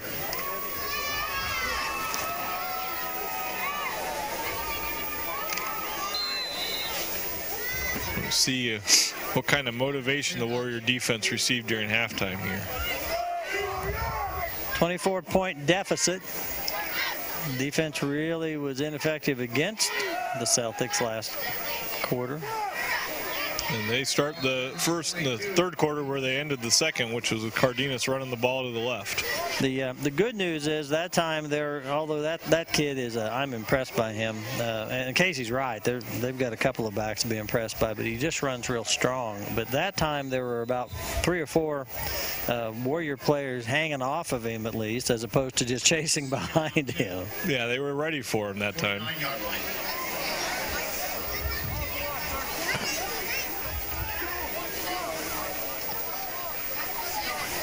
Second and 2. Cardenas with the carry. Did a really nice job. There was nothing there at the line of scrimmage, and he just bounced off, moved to his left, and then found running room over there on the sideline. It's a mark of a good runner is one who can be patient in those situations and wait for the play to develop. See here as he goes up to the line, he has no hole, and he just kind of works it, and then pops outside. Tackle out there by Kyle Palick, and I didn't see who. Kyle actually came in second. Someone had him low there.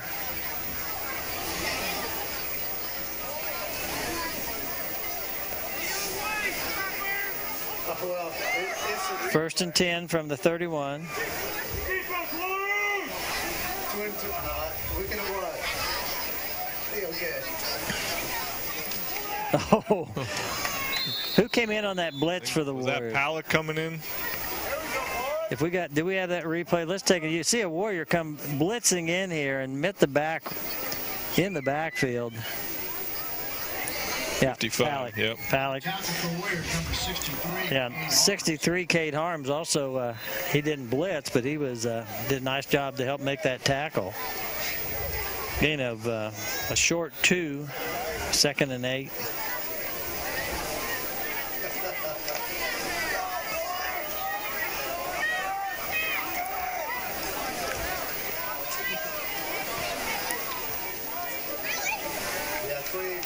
Pitch going to come around this direction. Oh, nice hit out there by Brad Stone.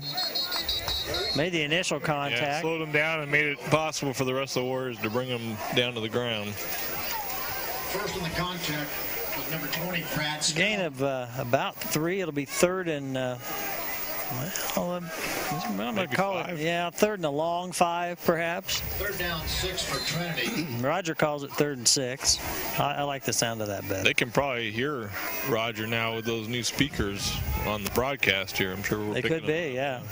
But just know that anytime that what you hear it differs in what we say, trust us. We would not steer you wrong. That's right. So far as you know. Slant pass, incomplete. Pass was incomplete. That pass was actually behind the receiver.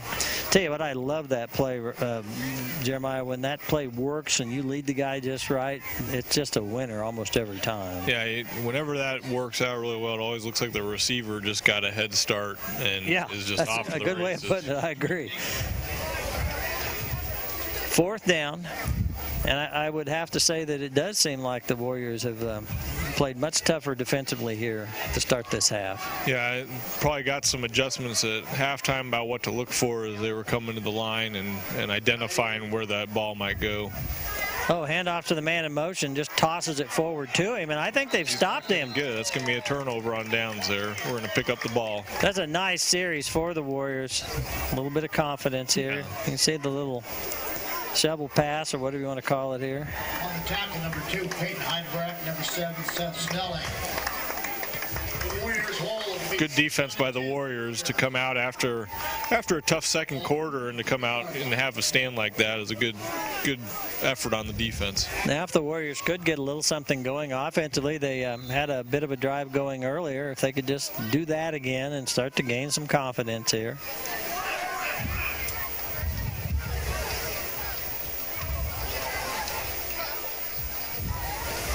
Snyder to pass. Gets the ball away to Peterson. Peterson pulls it in. Ooh. You could have almost, if we have a replay, you could have almost argued for a interference call. He got tripped up, it looked like. Yeah, the man's at his feet. The Warriors. He's able to bring the ball in. It's good focus.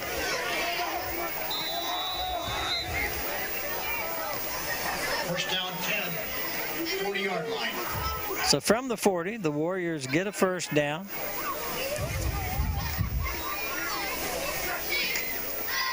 Handoff, no, Snyder keeps, pitches it outside to Snelling. He now cuts it back inside. He's going to get a gain of a couple. Yeah, not much there on the cutback, but some of that's going to open up more as we get those passes. Snelling stays down. Casey, if you're hearing us, does it feel to you that the wind has died down at all, or is it about the same? I don't notice it as died down, Mike. It's okay.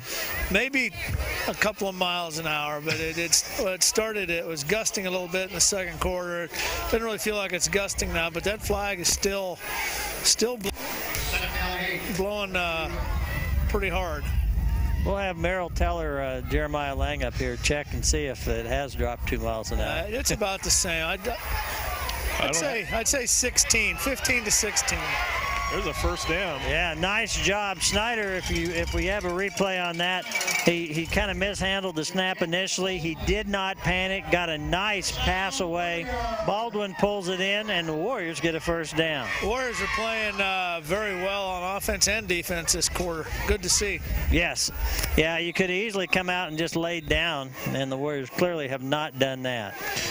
Well, Casey, if anything, the wind has picked up 1 mile an hour, or it's 17 miles out. Okay. 17 out of the north.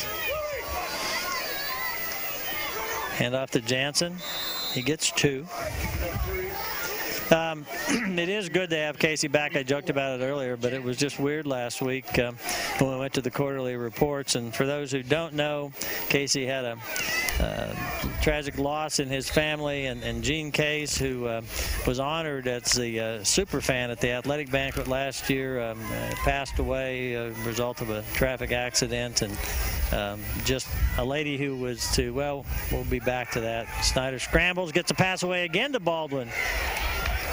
And we're going to be just short of a first down. And Jeremiah, I'll let you speak to this, but Gene was among those folks, and there were others that were just, you saw him at every Warrior event, not just sports, but event. And but particularly given the fact she was getting up in age, still made it to all the away football games. And I had heard that she had decided that too many years of doing that, even though she no longer had a grandkid playing, she was going to be here this year too. Yeah, I think what we heard was she's going to adopt a player this year as one of her own and come to all the home games this year. I think she was going to adopt all three of the Lanning boys, and that would keep her for many years to come. That's right. But and on another note, I don't know if people know this, but Marion lost another great Warrior fan and supporter in Raymond Martinez.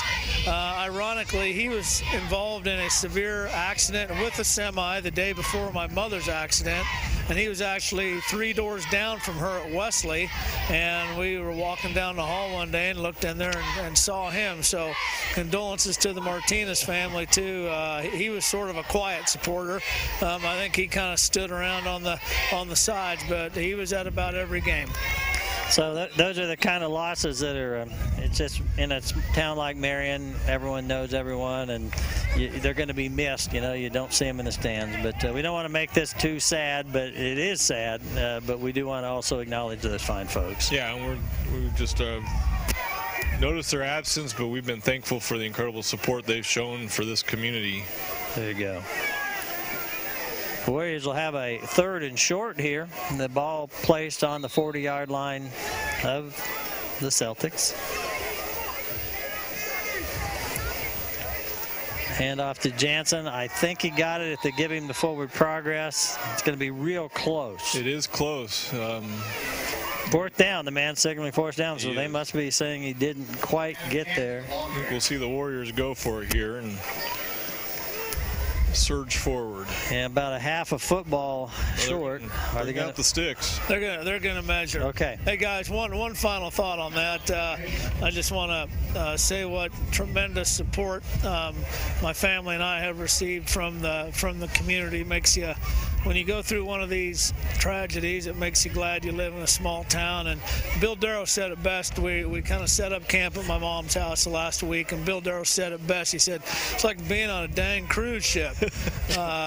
So much food, and people brought it. It seemed like whatever they brought was something we needed, and just a great outpouring of support. And that is one of the beauties of small town life. You complain, we all do. Oh, everybody knows everything, but you know what? But they also care, and they step up when Marion's not unique in that regard, but it certainly is true. But I'll tell you, as one who's come into this community from bigger cities, it's amazing time and time again when something needs to get done, there's someone that does it. And that was a tremendous defensive play. Snyder faked the handoff, tucked the ball, goes around the right side, appeared to be going to get that first down, and just a great, I think, was that Doden that came in and wrestled him down? We'll try to get a number here. No, that's not. Is that a 7? Number 1? I don't think we have a number 1. 7. It is 7. Yeah. Okay, 7 is Doden. Michael Doden, we've talked about.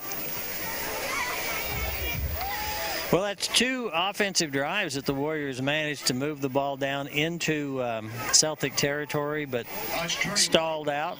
And we've got 1:10 to go in the 3rd quarter, and then the Warriors get the wind at their back. Has been no scoring in this second half. 30-6 is our score, which is where it stood at halftime. Those halftime adjustments are taking root, which is good to see. Cardenas with the carry. And that looks a little bit more like the second quarter runs. Well, except for it's about 40 yards short of what the second quarter runs were, so that's good. Snelling with the tackle for the Warriors. Seth does get around the field really quick. He's got a nose for the ball, and you're going to see him involved in quite a few plays. Yeah, he's one of those effort kids. I don't mean to say he's not also athletic, but you're always going to get 100% out of that kid. Okay, 1st and 10 from the 48 of the Warriors.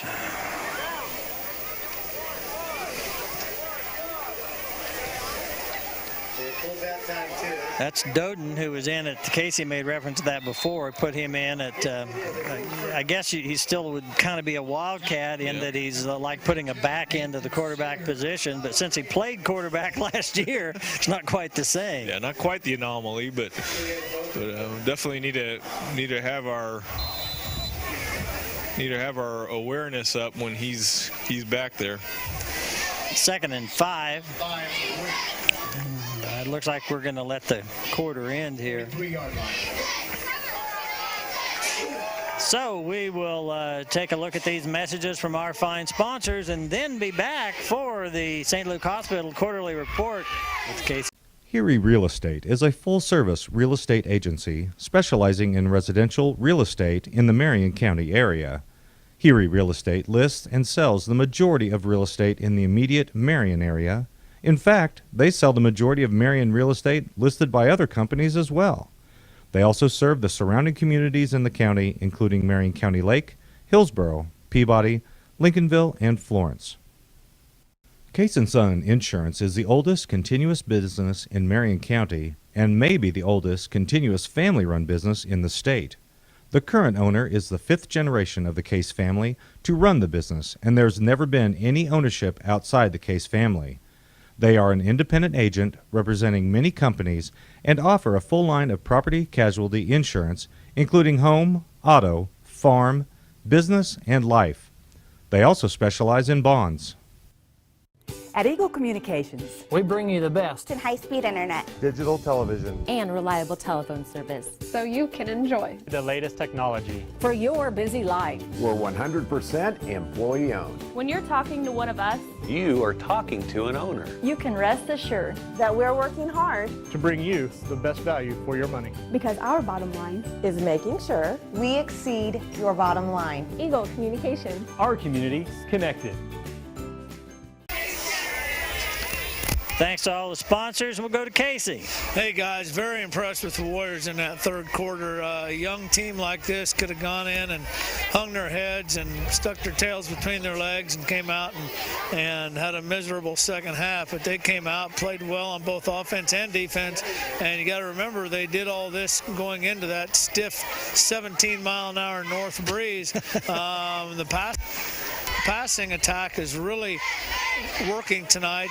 Some good passes by Jack, some good catches out there by his receivers. So I would think Coach Tiroff would open it up a little more in the 4th quarter. And hopefully we can at least put some points on the board. You're out here, you got freshman quarterback that's throwing passes to freshman and sophomore wide receivers against a senior-dominated team. No matter the outcome of this game, it's going to be a great character builder for these young guys, and should be a good learning experience. I totally agree with that comment. And we've talked about it a little bit, Jeremiah, that you just have to look at it as a learning experience. We knew going in it was going to be a tough game. I don't know that we thought we'd be behind 30-6 at this point, but it is what it is, and you just got to learn from it. Yeah, and it's tough on your upperclassmen to have to go through a learning experience when they're out here for their upperclassmen years, but they've done a good job with bringing these underclassmen under their wings and getting them in a position to play. Nice job there by Palick and Peyton Heidebrecht with the tackle. Yeah, and I don't think, Jeremiah, that it's going to be one of those things where the seniors have to suffer through a really bad season to get these kids to next season. I think they're going to have a fine football season. I agree. So 3rd and 5. This is not a situation, by the way, where Hutch has suddenly put in all their subs or anything. Now they may have some out there now, but we're still seeing most of the main numbers we've seen all game long. And there's a Tampa State Bank timeout. Timeout, Hutch, Trinity. Our third quarter sponsors were Harry Real Estate, Marion Kiwanis, and Marion Boosters, and Jeremiah's going to be happy to tell you who the fourth quarter sponsors are. Fourth quarter sponsors are Carlson's Grocery, Hannaford Abstract, Marion County Ace Hardware. We welcome them to our community. I don't know if Gene has managed to get it up on the screen or not, but we did mention earlier the Jerry Cady Insurance sponsors our broadcast area, wherever it might be. Last week it was a very cold metal scaffolding, and this week it is a much better situation, but still kind of cold. Yeah, we're looking forward to that new press box.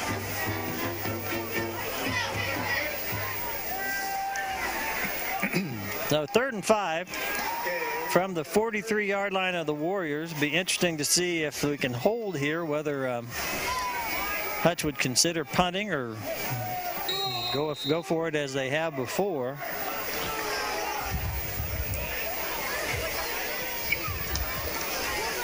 Keeper by Doden. Oh, he ran through a couple of tackles. He's got the first down. Yeah, he just kind of bounced around like a pinball and found the hole each time.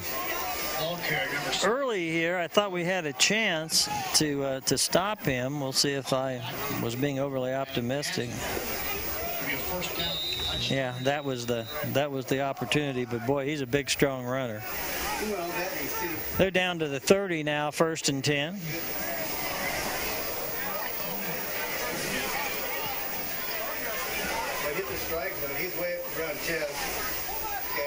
Doden keeps again, and this time the Warriors do a nice job. That was Baldwin in there, I think, with the initial hit. Yeah, Jacob Baldwin in there to bring him down. Yeah, he does.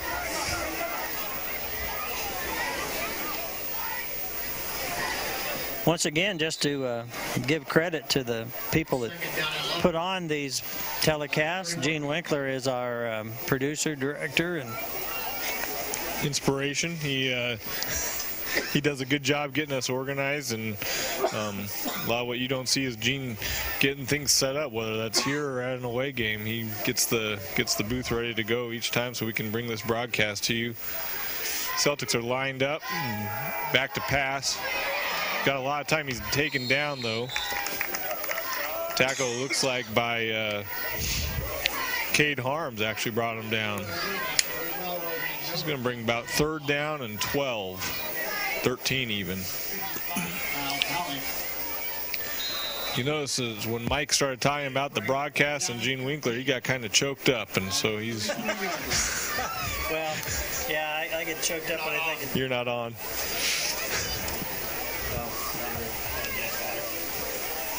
Keep talking. Here come the Celtics. They're lined up.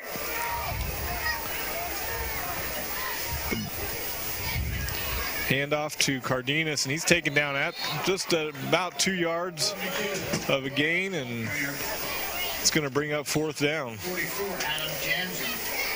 Adam Jansen in there on the tackle. Warriors really playing strong defense this quarter. They've made the appropriate adjustments and have found the players that they need to stop, and it's been fun to watch. Celtics are waiting for the play to come in. And they're going to come to the line of scrimmage. It looks like they are going to go for it. 4th and 10 from the 30. Miller is back. He's got the ball. He's looking to pass. He's not finding anything. He's now throwing to the far sideline out of bounds. It's going to bring the ball to Marion Warriors with a 1st down at the 30. Am I back? You are back. We're glad to have you. I have had more trouble tonight. I tell you what, my allergies have been just going nuts this week, and I had hoped I could get through the broadcast without a coughing fit. I was unsuccessful. Apparently, somehow, something about coughing made the batteries die. We're wearing 2 little packs, one that powers our headphones and one our microphone, and I've been able to tonight to have both of them go dead on me. That doesn't happen very often. You might lose one in a broadcast, but not usually both. Handoff to Snelling. He's got room to move around. And nice he's gonna run. pick up the 1st down. Snelling gets a 1st down, and We've got 8:25 to go in the ball game. That'll push the ball out across the 40. That's a good run by Seth.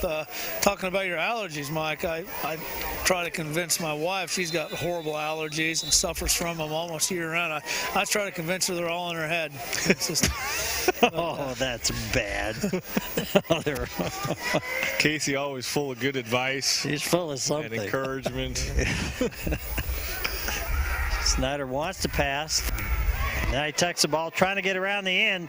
That speed serves him well. He's going to make a little something out of nothing and pick up 5 yards on that carry. I think they're going to step back a few yards. Oh, they are. I was watching the man on the far side over there. Even so, let's call it give him 3. Yep. He ran a long way to get 3 yards, but he got him.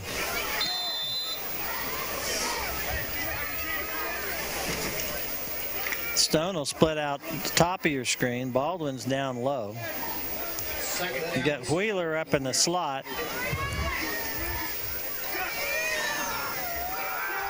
Snyder looking to pass, gets it away to Baldwin. Baldwin turns back upfield. He should have the first down. Looks like he did. Yep. Very good.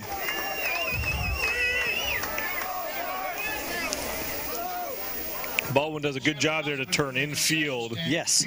Instead of towards the sideline. Yeah, it kind of feels natural to just try to get to that sideline, but you turn up that way, you're kind of going against the grain, and you can get some good yardage doing it sometimes. Yeah. It takes the ball into Celtic territory down to the 46-yard line. 1st and 10 Warriors there. Snyder keeps. Oh, the ball comes out. I think that's going to go over to the Celtics.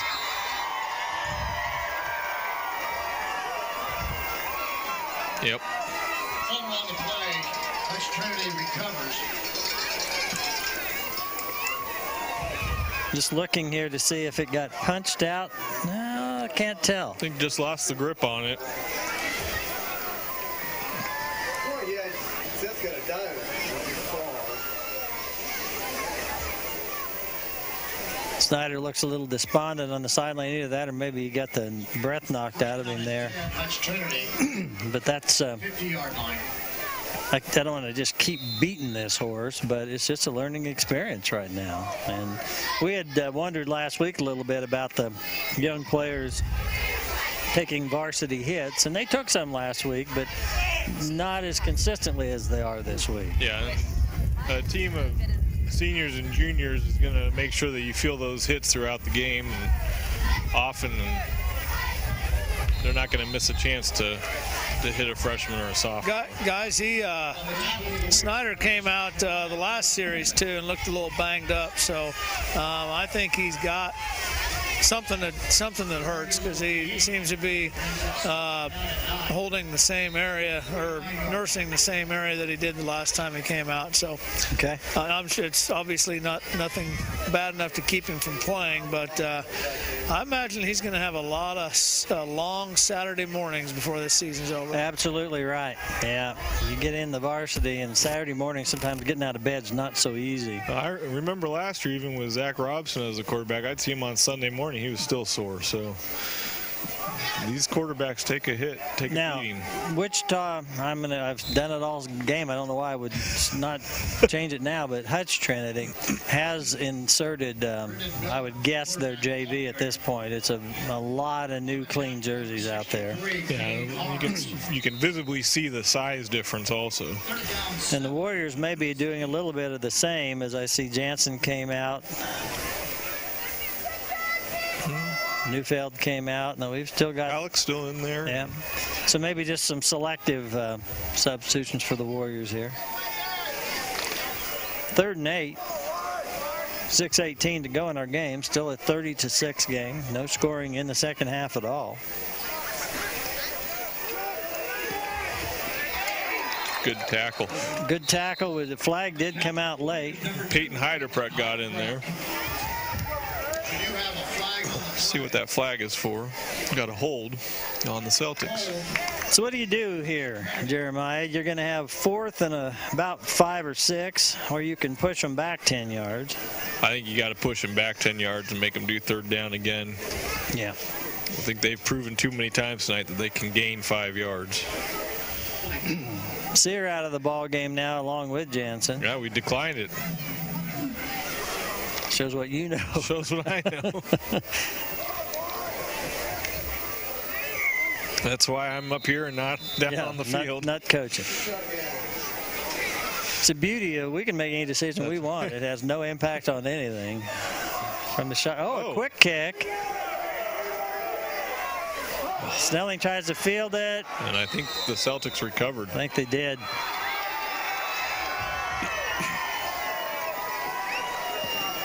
And actually, I don't know if it can be a quick kick on 4th down. But they didn't appear to be going to punt it, and then we got it away. Yeah, we weren't ready for that. Caught us off guard. So no change of possession, just move the ball downfield a bit for the Celtics, and they'll take over on the 33-yard line. 33-yard line. Third best play they've had on. Gene thought that was a really good play. I'm not sure I think it's as good as he does. One thing, very quick running back there, but you could sure notice a difference in how he went down versus how some of those senior backs have gone down. Yeah, that's Greg Bird, who's a sophomore for the Celtics. Nice gain, though. It'll make it 2nd and 4.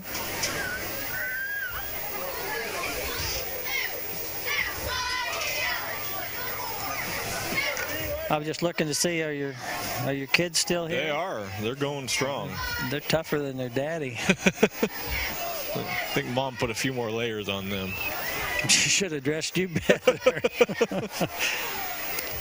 Oh, we had 2 men in motion there at the same time. Yeah, it seems to be against the rules at all levels of football. Not in Canada. That's well. Or is it the Arena League you can have 2 in motion? I don't. I think in the Arena League you can have one actually moving towards the line of scrimmage. Okay. In Canada you can have 2 in motion. Those wacky Canadians. So that'll be an illegal shift penalty. Mark them back 5, and they'll get 2nd down again.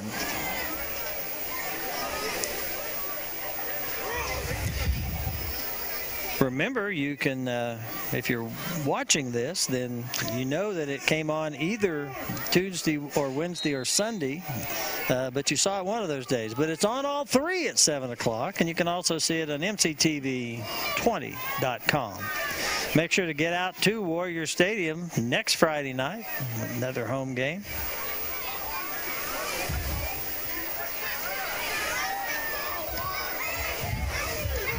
Good strong running by the sophomore running back.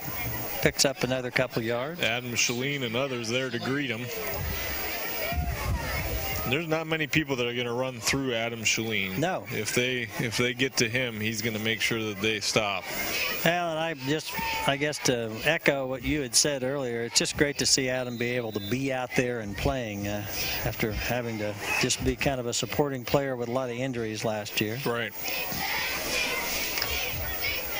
He's there with Baldwin, number 3, and number 64 for the Warriors, Dylan Carpenter, another senior player.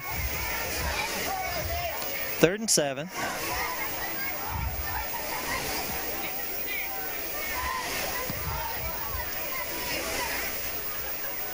And off to the tailback.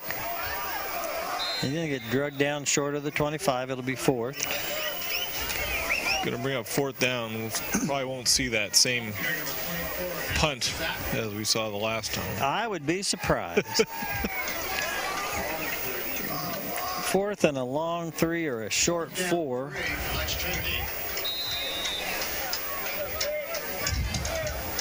Just noticed Hutch Trinity put their play cards away, and they're calling in the play now from the sideline. Well, probably you know, probably different offense here. And they've got all the young kids in.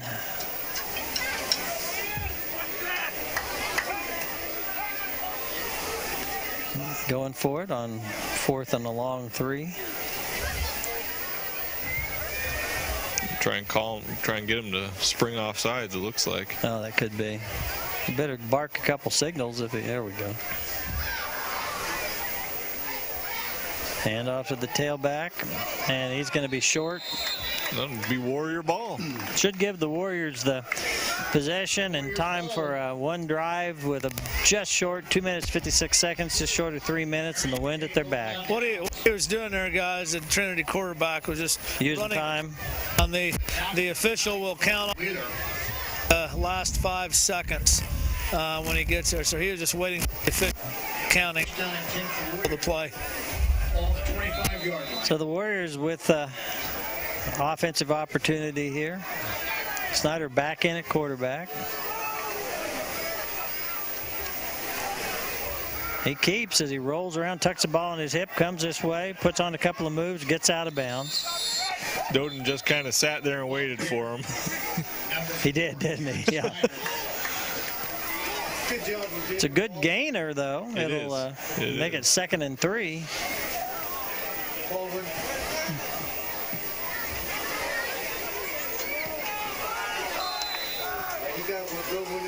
Gain of 6 yards, and the play brings up 2nd down and 4. Took about 10 seconds off the clock. Line of scrimmage is the 31 of the Warriors. Snyder wants to pass now. He's going long. Oh. Ran into... Yeah, we've got a...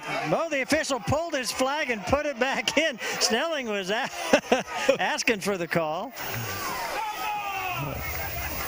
Here's the replay.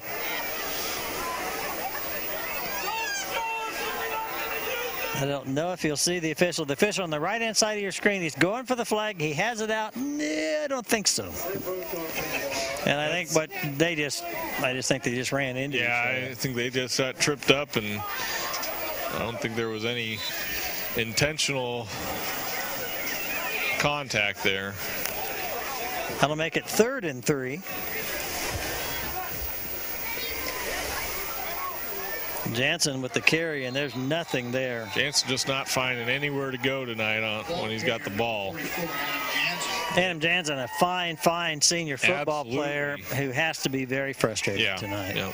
But he's going up against, as we've said 1,000 times, senior-laden squad who have marked 44 all week long, I'm sure, in terms of their targeting. Yeah.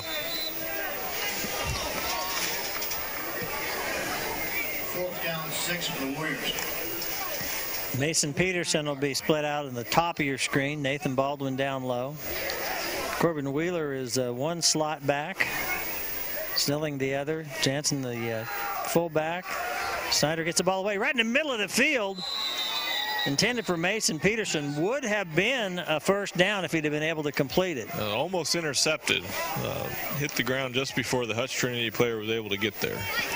And the coach is probably going to get that kid aside and say, it's a good thing you didn't catch. You didn't want to catch that, because we would have got the ball back here. Instead, we get it up at the line of scrimmage. That's right.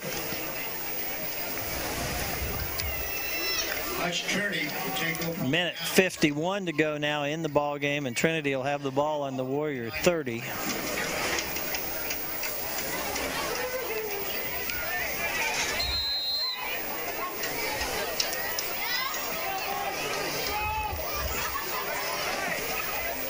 Not a great game to have as the first home game of the season. The good news is we'll be right back here next week, and I think you'll see a little different product on the field. I think our kids will learn from this experience, and looking forward to a successful season. Tailback with the carry, and he's got about 3 people meeting him. Yeah, there's just nowhere to go there, which is what it's always fun to see on defense. When our guys are on defense, when they can get the ball quick and put a stop to the run. On the tackle, number 3, Jacob Baldwin. Again, the Warriors have some of their starters, defensive starters on the sidelines, and some still in the game. Kind of a hodgepodge defense right now. 2nd and 10. Nice run right up the middle of the field. Make it 3rd and 5. Corbin Wheeler in there on the stop and a couple other guys. Tackle number 9, Corbin Wheeler. Warriors continue to sub here, getting some of the JV players in the varsity game. 24-yard line. Probably a couple of plays left here in the ball game. Again, our score at the end of the first quarter was 6-6. Huge 24-point second quarter for Hutch Trinity, and our score has stood at 30-6 since halftime.